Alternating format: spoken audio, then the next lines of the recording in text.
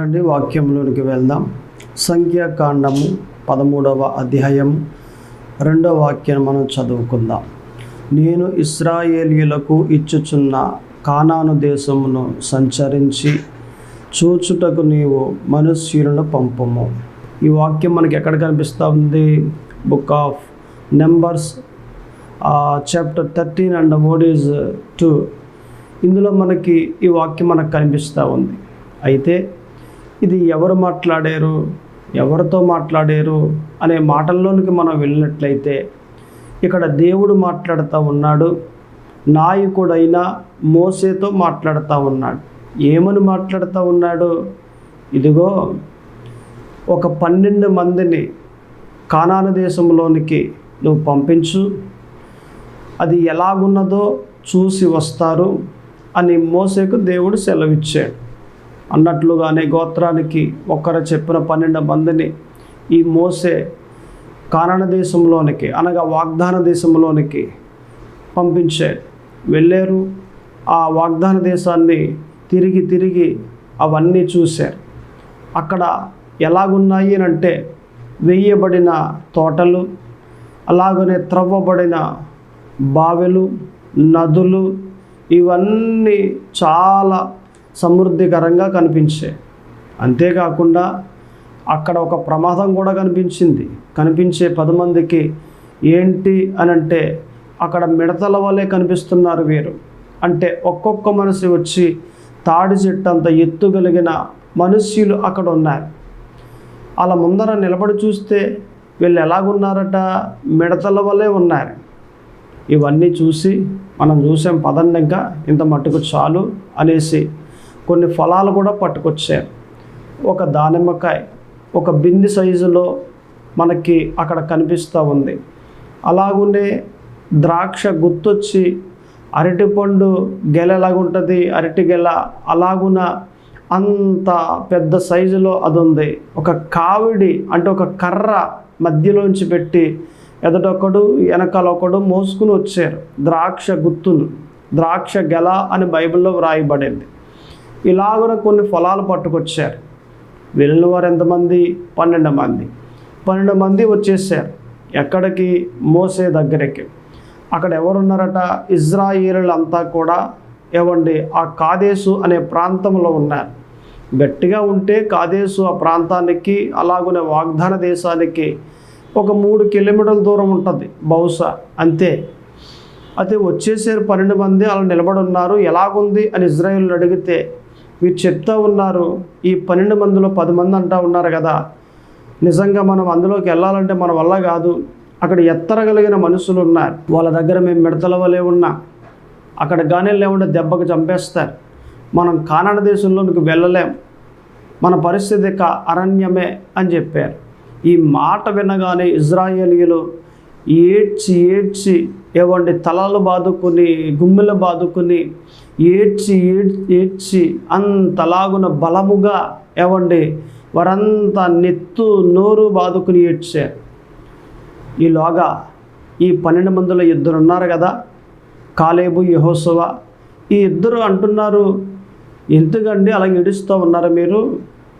మన దేవుడు గొప్ప దేవుడు, వాళ్ళందరికన్నా ఏది ఎత్తరగలిగిన ఆ మనుషుల కన్నా మన దేవుడు బలవంతుడు. మన దేవుడు మనకు వాగ్దానం ఇచ్చాడు కదా, ఆ వాగ్దాన ప్రకారంగా ఖచ్చితంగా ఆ దేశంలోనికి మనల్ని తీసుకుని వెళ్తాడు. మీరేమీ భయపడకండి, మీరేమీ ఏడవకండి అని ఈ 2 చెప్పారు. 10 మంది వెళ్ళలేం, వాగ్దానాన్ని స్వాధీనపరచుకోలేం అని చెప్తూ ఉన్నారు. కానీ ఈ 2 వెళ్ళగలం, దేవుడు మనకు వాగ్దానం ఇచ్చాడు, ఆయనే మనకు సహాయం చేస్తాడు, మనము స్వాధీనపరచుకోగలం వాగ్దాన దేశాన్ని అని 2 చెప్తున్నారు. ఇక దీనిని బట్టి ఇప్పుడు మనం ఆలోచన చేస్తే 12 మందిలో 10 మంది ఏమో అవిశ్వాసంగా కనిపిస్తూ ఉన్నారు. అదే 12 మందిలో 2 విశ్వాసంతో కనిపిస్తూ ఉన్నారు. ఇప్పుడు మనం ఎలాగుందాం? విశ్వాసంతో ఉందామా లేకపోతే అవిశ్వాసులుగా ఉందామా? ఆ 12 మందిలో 10 మంది వలె ఉందామా లేదా ఆ 12 మందిలో 2 వలె ఉందామా? ఎలా ఉందాం? మీరే ఒక్క మారు ఆలోచన చేయండి. మన దేవుడు గొప్ప దేవుడు. ఎన్నో వాక్యాలు మనకి బోధించి ఎన్నో అద్భుత కార్యములు చేసి మన హృదయాల్లో విశ్వాసాన్ని నింపాడు. ఎందుకని? పరీక్షలు వచ్చినప్పుడు, సమస్యలు వచ్చినప్పుడు, బాధలు వచ్చినప్పుడు మీరు విశ్వాసంలో పడిపోకుండా నిలబడి ఉండండి అని ఆయన ఎంతగానో మనందరినీ కూడా రూఢీపరిచి బలపరిచి ఆయన ఆత్మతో నడిపిస్తూ ఉన్నాడు. ఇప్పుడు మనము సమస్యలు వచ్చినప్పుడు ఎలా ఉండాలి? అవిశ్వాసులుగా ఉండాలా? విశ్వాసులుగా ఉండాలా? విశ్వాసములో నిలబడి ఉంటే దేవునికి ఎంత సంతోషం. ఈ రోజుల్లో చాలామంది మామూలుగా ఉన్నప్పుడు బాగానే ఉంటున్నారు. లేదు, ఏదైనా ఒక సమస్య వచ్చింది అంటే వారి జీవితాల్లో విశ్వాసం అనేది కనిపించట్లేదు, నమ్మిక అనేది కనిపించట్లేదు. ఏడి యెహోవా ఏడి? ఆయన ఉన్నాడా? నేను సేవకు వచ్చిన దినములలో ఎన్నో కార్యాలు చేశాడు, ఇప్పుడైతే కార్యాలే చేయట్లేదు, ఈ కష్టాలు ఎక్కువైపోయాయి, ఈ బాధలు ఎక్కువైపోయాయి అని ఇలాగున దేవుణ్ణి మాటలు అనేవారు కూడా చాలామంది ఉన్నారు. తొలిగా చేసిన కార్యములు ఇప్పుడు ఎందుకు చేయడు? ఇప్పుడు చేస్తాడు, ఇప్పుడు చేయగలడు. చేయట్లేదు అని అంటే ఏదో ఒక పరీక్ష జరుగుతూ ఉంది. కొన్నాళ్ళు వచ్చుకుంటే దేవుడే వస్తాడు కదా. కొన్నాళ్ళు మన విశ్వాసాన్ని కాపాడుకుంటే దేవుడే మనకు సహాయం చేస్తాడు కదా. ఇలాగున మనం ఆలోచన చేసి విశ్వాసములో నిలబడేవారిగా ఉండాలి, కానీ అవిశ్వాసులుగా మనం ఉండడానికి వీలు లేదు. మన ముందర వాగ్దానానికి వ్యతిరేకమైనవి కనిపిస్తూ ఉంటాయి. దేవుడైతే వాగ్దానం ఇచ్చి, నువ్వు కంగారు పడకు, నేను తీసుకెళ్తాను, నేను నీకు సహాయం చేస్తూ ఉన్నాను, నువ్వు భయపడకు అని చెప్తాడు. అపవాది ఏమంటాడు? నీకు ఇచ్చిన వాగ్దానానికి వ్యతిరేకమైనవన్నీ కూడా నీ కళ్ళ ఎదుట పెట్టి జరగదగ వాగ్దానం అని అంటాడు. నీ వల్ల కాదు వాగ్దానాన్ని స్వాధీనపరుచుకోవటం అని అంటాడు. ఇలాగున అపవాది నిన్ను భయపెట్టడానికి ప్రయత్నం చేస్తూ ఉంటాడు. ఆ టైంలో నీవు భయపడకుండా దేవుడు నీకు ఇచ్చిన విశ్వాసాన్ని చేత పట్టుకుని నీవు ధైర్యము కలిగి నిలబడితే వాగ్దానంలోకి వెళ్ళిపోతావు కదా. దేవుడిచ్చిన ఆశీర్వాదాన్ని పొందుకుంటావు కదా. నువ్వు ఎలా ఉన్నావు అనేదే నా ప్రశ్న. That is my question. ఏంటి అని అంటే, ఇదిగో నువ్వు ఎలాగున్నావు, నువ్వు ఎలా ఉండాలి? విశ్వాసముతో ఉండాలి. నీవు విశ్వాసంతో మాట్లాడాలి. అక్కడ 10 మంది అవిశ్వాసంతో మాట్లాడుతూ ఉన్నారు, కానీ ఇద్దరు మాత్రం విశ్వాసంతో మాట్లాడుతూ ఉన్నారు. మనం వెళ్తాం, వాగ్దానమును స్వాధీనపరుచుకుంటాం, మీరు ఎందుకు ఏడుస్తూ ఉన్నారు అని ఇలాగున ఈ 12 మందిలో ఇద్దరు విశ్వాసముతో మాట్లాడుతూ ఉన్నారు. నీవు మాట్లాడుతున్నావా? సమస్యలు వచ్చినప్పుడు, ఏదైనా ఒక పరీక్ష వచ్చినప్పుడు నీవు మాట్లాడుతూ ఉన్నావా విశ్వాసముతో? నా దేవుడు నన్ను విడిచిపెట్టేయడు, నా దేవుడు నన్ను వదిలేయడు, నా దేవుడు నాకు సహాయం చేస్తాడు అని ఇలాగున పక్కవారితో నువ్వు మాట్లాడుతూ ఉన్నావా? నీ కుటుంబకులతో నీవు మాట్లాడుతూ ఉన్నావా? లేదా వచ్చిన సమస్యను బట్టి కృంగిపోయి, వచ్చిన బాధలను బట్టి నీవు అలాగే నలిగిపోయి అవిశ్వాసంగా మాట్లాడుతూ ఉన్నావా? నీ మాటలు ఎలాగున్నాయి? ఒక్క మారు గ్రహించు. నీ మాటలు ఎలా ఉండాలి? విశ్వాసంతో ఉండాలి కదా, నమ్మికతో కూడి ఉండాలి కదా. నీవు మాట్లాడే ప్రతి మాట దేవునికి సంతోషాన్ని ఇవ్వాలి. నీవు మాట్లాడే ప్రతి మాట దేవుణ్ణి ఆనందింపచేయాలి. నువ్వు చేసే ప్రతి క్రియ దేవునికి సంతోషాన్ని ఇవ్వాలి. అటువంటి జీవితాన్ని నువ్వు జీవిస్తే దేవుడు ఎంత ఆనందపడతాడు. మరిన్ని ఆశీర్వాదాలు నీకు ఇచ్చి ఆయన ఆత్మతో నడిపిస్తాడు కదా, నిన్ను సంతోషపరుస్తాడు కదా, నిన్ను తృప్తిపరుస్తాడు కదా. నీవు ఆయన్ని ఆనందింపజేస్తే, నీవు ఆయన్ని తృప్తిపరిస్తే ఆయన నిన్ను తృప్తిపరుస్తాడు కదా. అందుకే విశ్వాసంతో నువ్వు జీవించు.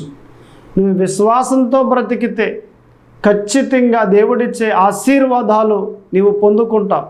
అంతేకాదు, దేవుడు ఇచ్చిన వాగ్దానంలోనికి నువ్వు వెళ్ళిపోతావు. ఎప్పుడు ఉండాలి విశ్వాసంతో? సమస్యలు వచ్చినప్పుడు. ఇప్పుడు సాధారణంగా మనం మాట్లాడుకుంటే ఒక పాస్టర్ గారు ఒక ప్రాంతంలో ఉన్నారు. ఆయనకి 2 మగబిడ్డలు. ఆయన ఏం చేశాడు అంటే వేరే దేశంలో ఒక కాలేజీలో జాయిన్ చేశాడు 2. పాస్టమ్మ గారు అన్నారు, ఎందుకంటే అంత దూరం, ఇక్కడే వేసేయచ్చు కదా, డబ్బులు ఎక్కువగా అవుతాయి కదనంటే, లేదురా, ఆ 2 బాగా చదువుకుని ఇంగ్లీషులో మెసేజెస్ ఇవ్వాలి, అంతలాగున ఎదగాలి, దేవుని సేవ మనకన్నా బలంగా చేయాలి, ఇక్కడొద్దు అక్కడే మరి జాయిన్ చేద్దాం అనేసి అక్కడే జాయిన్ చేసాడు. ఒక వారం పోయిన తర్వాత ఆ స్కూల్లో మాస్టర్ ఫోన్ చేసి, అయ్యా పాస్టర్ గారు ఒక 2 లక్షలు కట్టాలి మీ 2 అబ్బాయిలకి అని అన్నాడు. ఎప్పుడు కట్టాలండి? వచ్చే సోమవారం కట్టాలి అని చెప్పాడు. అలాగేనండి అని పాస్టర్ గారు అన్నారు. ఫోన్ పెట్టేశారు. పాస్టమ్మ గారి దగ్గరికి వచ్చి, ఇలా 2 లక్షలు కట్టాలంట, కొంచెం ప్రార్థనలో పెట్టు అని అన్నారు. 2 లక్షల కట్టే అని అంది. అదేంట్రా, మన దగ్గర డబ్బులు లేవు కదా, ప్రార్థనలో పెట్టు, దేవుడు ఇస్తాడు అని అంటే, ఈమంటది కదా, అంత డబ్బులు లేనప్పుడు వేరే దేశంలో వెయ్యాలా? మాట్లాడి కూరుకోవచ్చు కదా. మన దేశంలో ఇక స్కూళ్ళు లేవా, కాలేజెస్ లేవా, ఇక్కడే జాయిన్ చేయొచ్చు కదా. ఇక్కడ చదువుకుని ఇంగ్లీష్లో మాట్లాడట్లేదా? వేరే వేరే దేశాలకు వెళ్ళి జాబులు చేయట్లేదా? ఎందుకని మీరు అలా చేశారు? నా మాట ఎప్పుడు విన్నారని అని ఇలా మొదలుపెట్టింది ఈమె. నువ్వు ఊరుకో, అలాగా నువ్వు ప్రార్థనలో పెట్టు, అంతే చాలు, దేవుడు మనకు సహాయం చేస్తాడు, ఎన్నో మార్లు దేవుడు సహాయం చేశాడు, ఎప్పుడూ సహాయం చేస్తాడు అని చెప్పాడు. ఈయన కూడా ప్రార్థన చేస్తున్నాడు. సోమవారం ప్రార్థనలో పెట్టాడు, మంగళవారం ప్రార్థనలో పెట్టాడు, బుధవారం ప్రార్థనలో పెట్టాడు, గురువారం ప్రార్థనలో పెట్టాడు. ఎక్కడ ఏ డబ్బులు రావట్లేదు. 2 లక్షలు. శుక్రవారం ప్రార్థన సమయం, వాక్యం అయిపోయిన తర్వాత సంఘానికి చెప్పాడు, ఇది పరిస్థితి, నాకు 2 లక్షలు కావాలి, మీరు కూడా ప్రార్థనలో పెట్టండి, దేవుడు మనకు సహాయం చేస్తాడు, కట్టేద్దాం అని అన్నాడు. ఈ సంఘం అంతా ప్రార్థనలో పెట్టారు. శుక్రవారం ప్రార్థన, అలాగనే శనివారం రాత్రికి ఉపవాస ప్రార్థనలో. ఇక ఆదివారం వచ్చింది. ఆదివారం ప్రార్థనలో ఇలాగున సంఘం అంతా ప్రార్థనలో పెట్టి ప్రార్థన చేస్తూ ఉన్నారు. అయినా డబ్బులు ఏం కనిపించలేదు, ఎవరు పట్టుకొచ్చి ఇవ్వలేదు. ఆరాధన జరుగుతూ ఉంది. తర్వాత వాక్యం కూడా నిలబడి వాక్యాన్ని చెప్పాడు ఆయన. లాస్ట్లో అందరూ లైన్గా వచ్చి ప్రార్థనలు చేయించుకుని వెళ్తూ ఉన్నారు. చిన్న సంఘం, గట్టిగా వస్తే ఏమొస్తాయి? ఒక 1000 రూపాయలు వస్తాయి, లేకపోతే 2000 రూపాయలు వస్తాయి, అంతే. చిన్న సంఘం, అంతకు మించి ఏమీ రాదు. 2 లక్షలు రావాలంటే ఎక్కడి నుంచి వస్తాయి? ఆరాధనలో జరిగే పని కాదు. ఇక లైన్ ఎట్ట ప్రార్థన చేస్తూ ఉన్నాడు. అందరూ వచ్చి ప్రార్థనలు చేయించుకుంటూ ఉన్నారు. ఒక ముసలమ్మ వచ్చి అలాగే అందరితో పాటు ప్రార్థన చేయించుకుంది. ఆమెదో ఒక చిన్న కాగితం ఇచ్చి, ఒక సంచి ఇచ్చి ప్రార్థన చేయండి అయ్యగారు అని అంది. ఈయన ఇంకా ఈ బాధలో ఉన్నాడు కదా, అలాగేనమ్మ ప్రార్థనలో పెడతాను అనేసి ఆ సంచి తీసుకుని, ఆ కవర్ ఆ చీటీ తీసుకుని ఆ కానుక పెట్టిలో వేసేసాడు. అలాగే తర్వాత ఇంకా చాలామంది వచ్చారు, ప్రార్థనలు చేయించుకున్నారు. వాళ్ళ కానుకలు కూడా కానుక పెట్టిలో వేసేసాడు. అయిపోయింది. ఇక ఇంటికి వెళ్ళిపోయాడు. ఇంటికి వెళ్ళిపోయిన తర్వాత, ప్రభువా 2 లక్షలు అడిగాను కదా, నాకు సహాయం చేయండి, మీరే నాకు ఇవ్వాలి, నాకు ఎవరిస్తారు? నేను మీ పని చేస్తూ ఉన్నాను, నాకు దయచేసి 2 లక్షలు ఇవ్వండి అని ప్రార్థన మొదలుపెట్టాడు. ఇక రాత్రంతా ప్రార్థన చేస్తూనే ఉన్నాడు. రాత్రి 9 గంటలకు మొక్కాలు వేసాడు, ప్రార్థన చేస్తూ ఉన్నాడు. 10 అయింది, 11 అయింది, రాత్రి 12 అయింది, ప్రార్థన మానలేదు. ఇక ప్రార్థన అలా చేస్తూనే ఉన్నాడు. ప్రభువా నాకు 2 లక్షలు ఇవ్వండి. ఈయన ఏమైనా ఆయన దగ్గర దాసాడా? లేదే. ఏదో బ్యాంకులో వేస్తే, అయ్యా 4 లక్షలు వేసాను కదా, 2 లక్షలు నాకు ఇవ్వండి అని అంటే బ్యాంకు వారు ఇస్తారు. దేవునికి ప్రార్థన చేసి, ప్రభువా నాకు 2 లక్షలు ఇవ్వండి అని అంటున్నాడు. ఆయన ఏదో ఈయనకి బాకీ అన్నట్టు అంత విశ్వాసంతో అడుగుతున్నాడు. ఇలాగున రాత్రంతా ప్రార్థన చేస్తూనే ఉన్నాడు. 1 గంట, 2, 3, 4, 5 అయిపోయింది. ఇక ప్రార్థన చేస్తూ ఉంటే తెల్లవారిపోయింది. ప్రార్థన ముగించేసాడు. ప్రార్థన ముగించేసిన తర్వాత ఒక ఫోన్ కాల్ వచ్చింది. అయ్యా ఎవరు అని అంటే, నేనండి, మాస్టర్ని 2 లక్షలు కట్టాలి కదా, మీరు ఇంకా కట్టలేదు, ఈరోజే కట్టాలి, దయచేసి పంపించండి 2 లక్షలు అని అంటే, అయ్యా పంపిస్తాను ఈరోజు, కంగారు పడకండి, నాకు ఇంకా అందలేదు, అందేస్తాయి, నేను మీకు పంపించేస్తాను అని అన్నాడు. అలాగేనండి అని ఆయన ఫోన్ పెట్టేశాడు. ఈలోగా భార్య వచ్చి, ఏవండి ఎవరు ఫోన్ అంటే, మాస్టర్ రా బాబు ఫోన్ చేసి 2 లక్షలు కట్టాలంట అని అంటే, కట్టేయండి అయితే.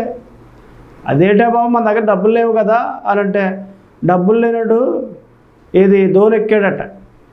అలాగునా డబ్బులు లేనట్టు వేరే దేశంలో ఎందుకు జాయిన్ చేసావు, నువ్వు ఆఫ్ చేసి, నువ్వేమి కొంచెం ముందుకు వెళ్ళొద్దు, ప్రార్థన చేయి అంతే చాలు, దేవుడు ఇస్తాడు అని పాస్టర్ గారు ఆఫ్ చేశాడు. నువ్వు అవిశ్వాసంగా మాట్లాడాలి. దేవుడు గొప్ప దేవుడు, దీనికన్నా ఎన్నో కార్యాలు చేశాడు, మంచి కార్యాలు, బలమైన కార్యాలు ఇక్కడ కూడా చేస్తాడు.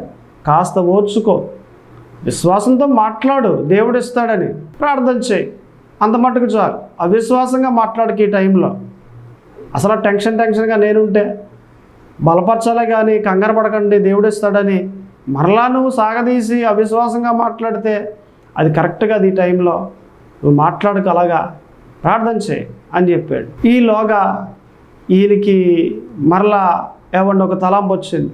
దేవునికి మనసులో అడుగుతున్నాడు, ప్రభువా 2 లక్షలు ఇవ్వండి ప్రభువా, ఈరోజే కట్టాలి. ఆయన కూడా ఫోన్ చేశాడు కదా మాస్టర్ గారు, ఇవ్వండి అని అన్నాడు.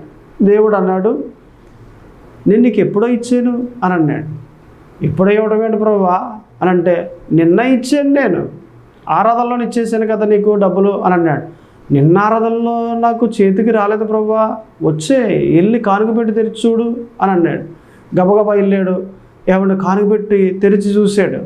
చూస్తే 1500 రూపాయలు ఉన్నాయి అందులో. ప్రభువా అదేంటి ప్రభువా, ఇచ్చానంటున్నారేంటి, ఇందులో 1500 ఉంది, మీరేమో ఇలా మాట్లాడుతున్నారు అని అంటే, ఒక ముసలామ సంచి ఇచ్చింది కదా, ఆ సంచి తెరిచి చూడు అని అంటే గబగబా దాన్ని తెరిచి చూశాడు. అందులో ఏమండి 2 లక్షల రూపాయలు ఉన్నాయి. అసలు ఈమె ఎలా ఇచ్చింది అనేది చీటీలో రాసింది. ఆమె పొలాన్ని అమ్మిందట, 20 లక్షలు వచ్చిందట. ఆ 20 లక్షల్లో 2 లక్షలు పట్టుకొచ్చి దేవునికి ఇచ్చిందట. ఏమన్నా అది చీటీలో రాసింది, ప్రార్థనలో పెట్టండి పాస్టర్ గారు అని. ఈ పాస్టర్ గారు చూడలేదు, ఈ కంగారులో వెళ్ళిపోయాడు, ఈ టెన్షన్లో వెళ్ళిపోయాడు. ఇక వెంటనే ప్రభువా థ్యాంక్ యూ జీసస్, ఇచ్చినందుకు కృతజ్ఞతలు అని ఆ 2 లక్షలు గబగబా బ్యాంక్ దగ్గరికి వెళ్ళి కట్టేసి ఇంటికి వచ్చేసాడు. భార్య అంటుంది, కట్టేసావా, నీకు ఎలాగే ఉండాలి, టెన్షన్గా ఫీల్ అయిపోతున్నావు, ఎందుకింత టెన్షన్ అని అంటే, కట్టేశాను రా, వెళ్ళాను కట్టేసి వచ్చి కూర్చున్నాను నేను అని అంటే, కట్టేశారా, ఎలా కట్టేశారు మీరు? అదే నిన్న ముసలావిడ వచ్చింది కదా, మన సంఘస్థురాలు పలానా వీధి నుండి వస్తుంది కదా, అవును ఆమె ఇచ్చింది 2 లక్షలు, ఆమె ద్వారా దేవుడు కార్యం చేసాడు అని అంటే, ఆమె ఇచ్చిందా, ఎలా ఇచ్చింది అంత డబ్బు అని అంటే, ఆమె పొలం ఉందా కదా, ఇప్పటి నుంచి చెప్తా ఉంది, పాస్టర్ గారు ప్రార్థన చేయండి, అమ్ముడవ్వాలి ప్రార్థన చేయండి, అమ్ముడవ్వాలి కానుకిస్తారు అంటుంది కదా, ప్రార్థన చేస్తున్నాం కానీ ఇంత కానుకిస్తుందని నేను అనుకోలేదు, కానీ దేవుడు ఆమె ద్వారా మరి కార్యం చేశాడు, కట్టేశాను, దేవుడు గొప్ప దేవుడు, దేవునికే మహిమ కలుగును గాక అని అన్నాడు. సో నేను అంటాను ఒక మాట, తన భార్య వచ్చి అవిశ్వాసంగా మాట్లాడుతున్నప్పటికీ ఈయన మట్టికి విశ్వాసంతో మాట్లాడాడు. విశ్వాసంతోటే మాట్లాడాడు కానీ అవిశ్వాసంగా మాట్లాడలేదు. పరీక్షలు వచ్చినప్పుడు, సమస్యలు వచ్చినప్పుడు, ఇరుకులు వచ్చినప్పుడు, ఇబ్బందులు వచ్చినప్పుడు మనం విశ్వాసంతో మాట్లాడాలే కానీ అవిశ్వాసంతో మాట్లాడడానికి వీలు లేదు. ఎలా మాట్లాడుతున్నాం? విశ్వాసముతో మాట్లాడేవారిగా ఉంటే మీరు కార్యములు పొందుకుంటారు. మీ జీవితంలో అద్భుత కార్యములు దేవుడు చేస్తాడు. మీ జీవితంలో ఆశ్చర్యమైన కార్యములు దేవుడు చేస్తాడు. అందుకే విశ్వాసముతో మాట్లాడండి. ఈ 12 మందిలో 2 ఎలా మాట్లాడారట? విశ్వాసముతో మాట్లాడారు. కాలేబు, యెహోషువ, ఈ 2 కూడా మీరు భయపడకండి, దేవుడు మనకు సహాయం చేస్తాడు, ఆయన మాట ఇచ్చాడు కదా, ఆయన వాగ్దానం చేశాడు కదా, ఆయనే వాగ్దాన దేశంలోనికి తీసుకుని వెళ్తాడు. మీరు ఎందుకు ఏడుస్తున్నారు అలాగా? మీరు ఎందుకు భయపడుతూ ఉన్నారు అలాగా? మీరు ఎందుకు కంగారు పడుతూ ఉన్నారు అలాగా? దేవుడు వాగ్దాన దేశంలోనికి మనల్ని తీసుకుని వెళ్తాడాయనా? వాగ్దానం చేసిన వాడు నమ్మదగిన వాడు. ఎందుకని? వారిలో విశ్వాసం ఉంది కాబట్టి. విశ్వాసముతో మాట్లాడుతూ ఉన్నారు. మనం కూడా విశ్వాసంతో మాట్లాడాలి. విశ్వాసంతో మాట్లాడేవారిగా ఉంటే మన జీవితాలన్నీ కూడా బాగుపడతాయి. మనం రెండో మాటలోనికి వెళ్ళినట్లయితే ఇక్కడ మనకి కనిపిస్తూ ఉంది 2 కొరింథీ 4వ అధ్యాయము 17వ వాక్యం. మేము దృశ్యమైన వాటిని చూడక అదృశ్యమైన వాటిని నిదానించి చూచుచున్నాము అని అన్నాడు. మాట్లాడేది ఎవరు? పౌలు. ఎవరితో మాట్లాడుతూ ఉన్నాడు? కొరింథీలో ఉన్న సంఘంతో మాట్లాడుతూ ఉన్నాడు. ఏమని మాట్లాడుతూ ఉన్నాడట? మేము అదృశ్యమైన వాటిని నిదానించి చూస్తూ ఉన్నాము అని అన్నాడు. అంటే దృశ్యమైనవి కాదట వారు చూసేది, అంటే కనిపించే వాటిని కాదట చూసేది. మరి దేన్నండి చూసేది? నిదానించి కనిపించలేని వాటిని నిదానించి చూస్తూ ఉన్నాడట పౌలు. సాధారణంగా ఒక స్థలం ఉందండి, మనకి కనిపిస్తూ ఉంది, కానీ ఆ స్థలంలో ఇల్లు లేదు. ఇల్లు కనిపిస్తుందా? లేని ఇల్లు ఎలా కనిపిస్తుంది? కనిపించదు. కానీ విశ్వాసం ఉన్న వ్యక్తికి ఆ స్థలములో లేని ఇల్లు ఉన్నట్లుగా, అది కట్టినట్లుగా, అది అందంగా తయారు చేసినట్లుగా కనిపిస్తుంది. విశ్వాసం ఉన్న వ్యక్తి విశ్వాసముతో చూస్తే నా ఇల్లు ఇలాగుంటుంది, స్థలములో నాకు గదులు ఇలాగున వస్తాయి, నాకు హాలు ఇలాగున వస్తుంది, నాకు కిచెన్ ఇలాగున వస్తుంది, నాకు గ్రౌండ్ ఇలాగున ఉంటుంది, గేట్ ఇక్కడ వస్తుంది అని ఇలాగున ప్రతిదీ కూడా విశ్వాసముతో చూస్తాడు. నా ఇల్లు ఇలాగుంటుంది అని తాను ఎలాగన చూసాడో, తాను ఎలాగున తన మనసులో ఆలోచన చేసాడో అలాగునే దేవుడు తనకి ఇల్లునిస్తాడు. ఎందుకు ఇచ్చాడట? అతడు విశ్వాసముతో చూసాడు కాబట్టి. ఒక మాట అంటాను, ఒక మారు దేవుడు యెహోషువ దగ్గరకు వచ్చి, యెహోషువ ఇదిగో యెరికో పట్టణాన్ని నీవు కన్నుల ఎత్తి చూడు, అది నీకు ఇచ్చేస్తాను అని అన్నాడు. చూస్తే దేవుడు ఇచ్చేస్తాడట. అంటే ఆ పట్టణం నాకు ఎలాగొస్తుంది? ఆ పట్టణం నేను ఎలాగ స్వాధీనపరచుకోగలను? చూస్తే నా వల్ల ఎక్కడవుద్ది అన్న అవిశ్వాసం యెహోషువకు లేదు. దేవుడు చెప్పాడు చూడమని, నేను చూస్తా అని వెళ్ళాడు. యెరికో పట్టణాన్ని కన్నులెత్తి చూశాడు. అంతే, ఆ పట్టణాన్ని యెహోషువకి అప్పగించేశాడు దేవుడు. ఎందుకని అప్పగించేశాడు? విశ్వాసంతో చూశాడు కాబట్టి. దేవుడు ఒక మాట చెప్పినప్పుడు ఆ మాటకు లోబడి ఆ మాట ప్రకారంగా విశ్వాసంతో చూశాడంతే.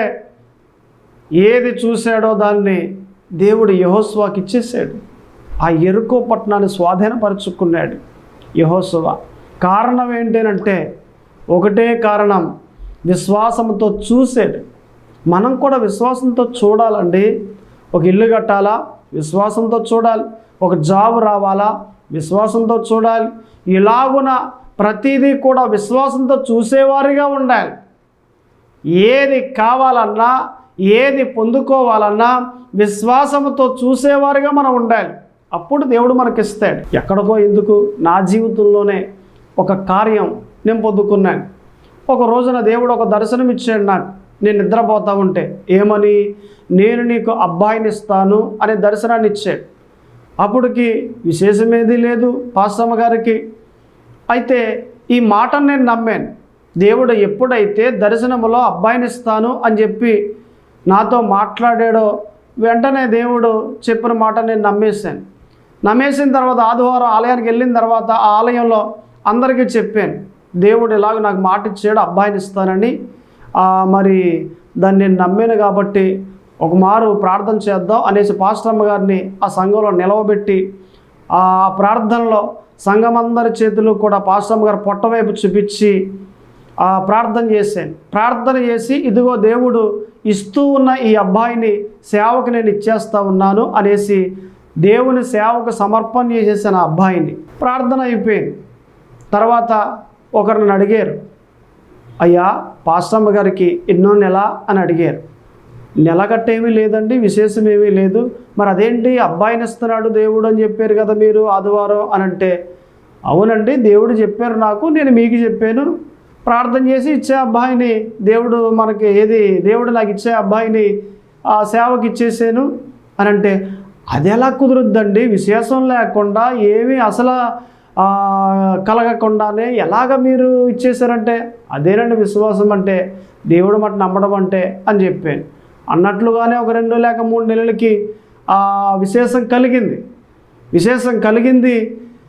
అంతేకాకుండా ఒక సంవత్సరానికి ఏమండి మరి మంచి ఆరోగ్యంతో కూడిన బిడ్డను దేవుడిచ్చాడు. ఆ బిడ్డ మగబిడ్డ. దేవుడు ఎలాగున మాటిచ్చారో అలాగునే మగబిడ్డనిచ్చాడు. ఇచ్చేంతవరకు కూడా నేను నమ్ముతానే ఉన్నాను ఏమండి అన్నట్లుగా దేవుడు ఆ కార్యాన్ని చేశాడు. ఒక్క మాట అంటాను, దేవుడు ఇచ్చిన మాటను నేను విశ్వాసంతో చూశాను కాబట్టి దేవుడు అక్కడ కార్యాన్ని చేశాడు. నేను నమ్మలేదనుకోండి, విశ్వసించలేదనుకోండి, సంఘంలో చెప్పలేను, పక్కవారికి చెప్పలేను, నేను నమ్మలేను. నేను నమ్మలేదు కాబట్టి దేవుడు ఇవ్వలేడు. నేను నమ్మాను కాబట్టి నేను ఎలాగో నమ్మానో అలాగున దేవుడు ఆ కార్యాన్ని చేశాడు. సో ఈ మాట ప్రకారంగా నేను మాట్లాడితే మనం ఏం చేయాలట? విశ్వాసంతో చూడాలి. చూసేవారిగా మనం ఉండాలి, కానీ ఎక్కడ అవిశ్వాసంగా ఉండేవారిగా, అవిశ్వాసంగా మాట్లాడేవారిగా, అవిశ్వాసంగా చూసేవారిగా మనం ఉండడానికి వీలు లేదు. మన మొదటి మాట విశ్వాసంతో మాట్లాడాలి. మన రెండవ మాట విశ్వాసముతో చూడాలి. మన మూడవ మాట విశ్వాసముతో జయించాలి. జరుగుద్దది. ఏం జరుగుద్దండి? మన వల్ల కాదు, అది మన చేతుల్లో అయ్యేది కాదు. లేదు జరుగుద్దది. దేవుడు చేస్తాడంతే. అంటే ఇలా మాట్లాడేవాడు అబ్రహాం, జరిగిపోయేది అది. అంటే విశ్వాసంతో మనం మాట్లాడాలి. రెండవదిగా విశ్వాసంతో చూడాలి. మూడవదిగా విశ్వాసముతో జయించాలి. ఇలాగును మనం ఉండేవారిగా ఉంటే, ఇట్టి మాదిరి విశ్వాసం కలిగి మనం ఉంటే విజయం మనదే. వాగ్దానాన్ని స్వాధీనపరుచుకుంటాం. 12 మందిలో 10 మంది అవిశ్వాసంగా మాట్లాడారు, మనం వెళ్ళలే ఆ వాగ్దాన దేశంలోనికి అని చెప్పారు.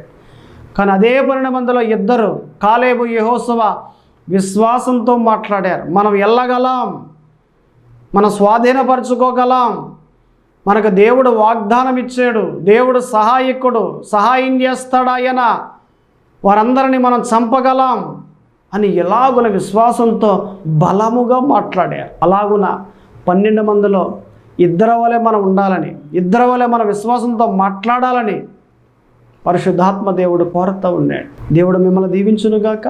ప్రార్థన చేసుకుందాం. దయచేసి అందరూ కూడా కళ్ళు మూసుకుని ప్రార్థనలో ఎక్కిపించండి. ప్రార్థన. పరిశుద్ధుడా దేవ తండ్రి, ప్రభువా యేసుక్రీస్తు అయ్యా, ఇదిగో ప్రభువా, ప్రార్థన చేస్తూ ఉండగా మీ కృపాక్షేమములు మెండుగా కలగ చేయండి ప్రభు. మీ కృపతో నింపండి. విశ్వాసముతో మాట్లాడాలి, విశ్వాసముతో చూడాలి, విశ్వాసముతో జయించాలి అని మాతో మాట్లాడిన మాటలను బట్టి వందనాలు, స్తోత్రములు తండ్రి. మీకే మహిమ కలుగునుగాక. అట్టి విధమైన విశ్వాసం మేము కలిగి ఉండాలి. మాకు దయచేయండి. విశ్వాసములో నిలవబెట్టండి. మీ ఆత్మ చేత మా అందరినీ నడిపింపచేయండి. అనేక కార్యములు చేయాలి, అనేక అద్భుత కార్యములు, అనేక ఆశ్చర్యమైన కార్యములు మేము చేయాలి ప్రభు. సహాయం చేయమని, మా అందరినీ జ్ఞాపకం చేసుకోమని యేసుక్రీస్తు నామమున అడుగుచున్నాము తండ్రి. ఆమేన్.